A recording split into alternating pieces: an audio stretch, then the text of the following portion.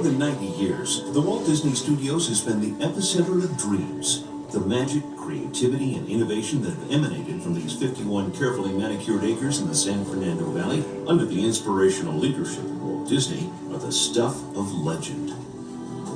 The animators, writers, musicians, artists, and filmmakers who have walked these hallways, who have dreamed up timeless stories in its offices, have done nothing less than shape American popular culture, change the face of family entertainment forever, and rewrite entertainment history. Opening in 1940 and built with the proceeds from Snow White and the Seven Dwarfs, the Disney Studio lot was for many years home to everything the company did. At the center of the studio was the animation building, a structure as innovative and groundbreaking as the work the Disney Studio created every day. Built on rollers to help withstand earthquakes, kept cool by a state-of-the-art air conditioning system, and carefully designed to help streamline the creative process, the animation building was custom-tailored to meet Walt's desires to create a campus where his artists could create without the pressures of the outside world.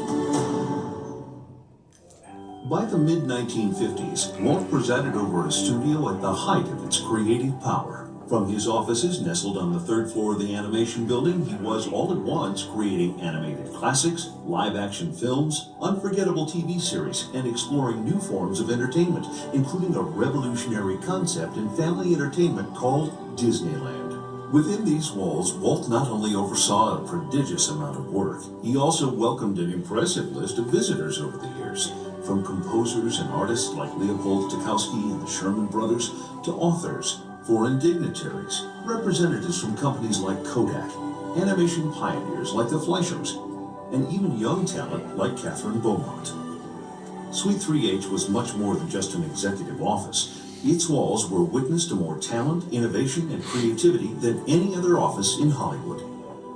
A few years after Walt's passing in 1966, Dave Smith, Disney legend and the founder of the Walt Disney Archives, was the first person to enter the office suite and document with precision Walt's historic offices.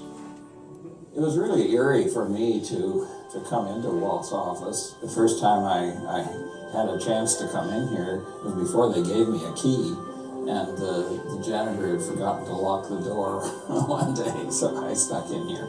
Here was a man that was so important and so famous, and I had access to his office, and here I could come in and sit in his desk chair, and you could just feel the aura in here of the great man and all of the things that he did here. So we take a peek into here, and this was Walt's formal office. Walt could look out over the studio, but Walt's office was at an angle in this corner.